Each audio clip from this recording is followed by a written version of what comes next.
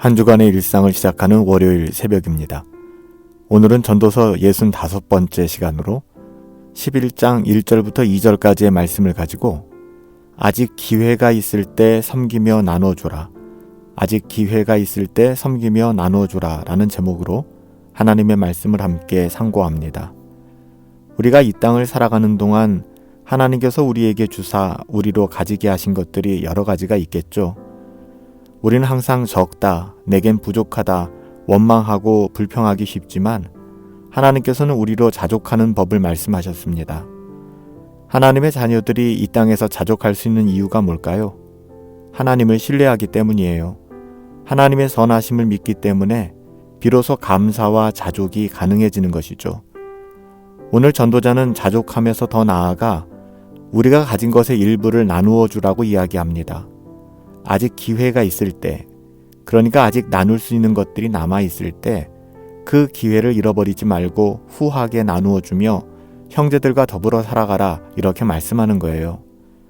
정말 생각해보면 우리에게 주신 것들을 우리가 누군가에게 나누어 줄 수 있는 기회가 그리 길지 않다는 생각도 들어요. 정말 우리 앞날을 우리는 한치도 알지 못하니까요. 그러기에 지금 우리에게 나누고 섬길 기회가 있을 때 적극적으로 후하게 섬겨야 한다 이렇게 말씀하는 거예요. 오늘 본문에서 전도자는 이렇게 이야기합니다. 너는 내 떡을 물 위에 던지라. 여러 날 후에 도로 찾으리라. 7에게나 8에게 나누어 질지어다. 후하게 나누어 주고 섬기라는 이야기예요. 이렇게 이야기하고 나서 전도자는 이어서 무슨 재앙이 땅에 임할지 내가 알지 못함이라 이렇게 한 문장을 더 부연해서 강조하고 있습니다. 전도자를 통해 하나님께서는 구제를 행하되 넉넉히 행할 것을 교훈하고 있는 거예요. 우리가 구제할 때 먹는 음식을 물에 던지듯이 또는 7사람이나 8사람에게 나누어 주듯이 그렇게 구제하라는 것이죠. 사실 성경을 보시면 하나님의 자녀들의 삶의 규범에 대해서 이야기하면서 구체적으로 구제에 대해서 굉장히 많이 강조하고 있거든요. 사실 구제라고 하는 것은 여유가 있어서 하는 것은 아니에요. 마음이 있어야 가능한 게 구제예요.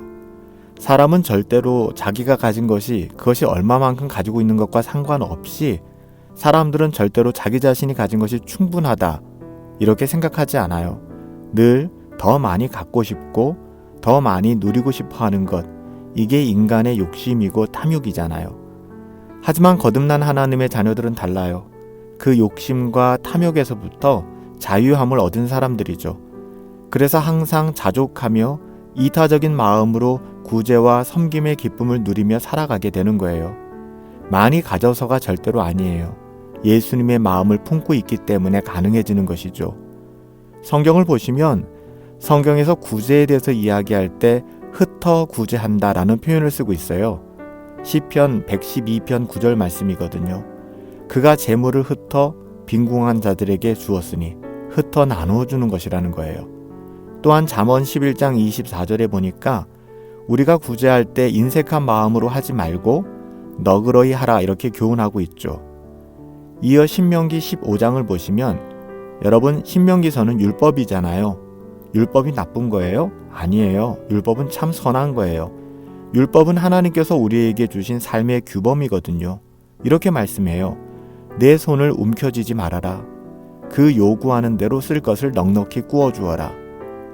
사도 바울 역시 고린도 교회에 편지하기를 구제할 때 아끼는 마음을 품지 말아라 이렇게 권면해요. 더 나아가 인색함으로나 억지로 하지 말아라 이렇게 말씀하고 있죠. 전도자는 오늘 본문에서 구제한 것을 여러 날 후에 네가 도로 찾을 것이다 라고 이야기합니다. 이는 우리의 섬김과 나눔에 대하여 하나님께서는 이 구제에 대하여 분명히 보상하시며 갚아주신다는 이야기예요.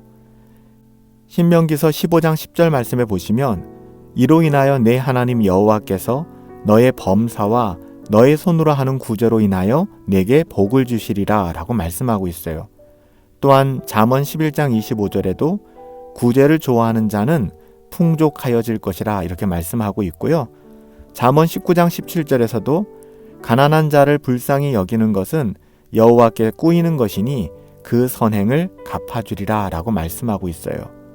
예수님께서도 뭐라고 말씀하셨죠? 누가복음 6장 38절에 보시면 주라고 말씀하세요. 주라. 그리하면 너희에게 줄 것이니 곧 후히되어 누르고 흔들어 넘치도록 너희에게 안겨주리라 라고 말씀하고 있어요. 그냥 나누어 주라는 거예요. 오늘 전도자는 본문에서 땅에는 무슨 재앙이 임할지 알지 못한다라고 부언하고 있죠. 그러니까 기회가 될 때, 정말 내일 일은 모르는 거잖아요. 나누어 줄 수 있을 때, 우리에게 기회가 있을 때, 땅에는 무슨 재앙이 임할지 우리는 알지 못하기 때문에 우리는 나누어 주며 섬기는 구주의 삶을 끝없이 더하며 후히 나누어 주며 살아가야 한다는 것이죠. 이게 진짜 지혜로운 삶이에요. 마태복음 6장 19절 말씀처럼 너희를 위하여 보물을 땅에 쌓아두지 말아라. 거기에는 좀과 동록이 해하며 도적이 구멍을 뚫고 도둑질하느니라.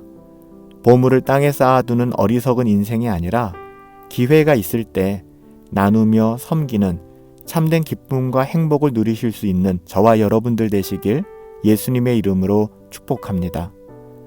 살아계신 아버지 하나님, 우리에게 아직 기회가 있음을 잊지 않게 하시고 기회가 있을 때 더 나누고 섬김으로 말미암아 하나님의 사랑을 실천할 수 있는 은혜를 더하여 주시옵소서.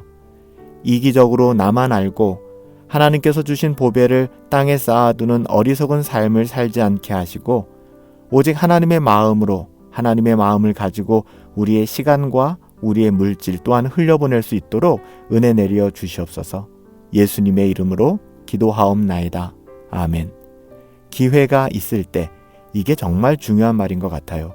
우리에게 주신 기회가 있을 때 더 선을 행하시며 하나님의 마음으로 세상을 바라보시며 섬기실 수 있기를 예수님의 이름으로 축복합니다.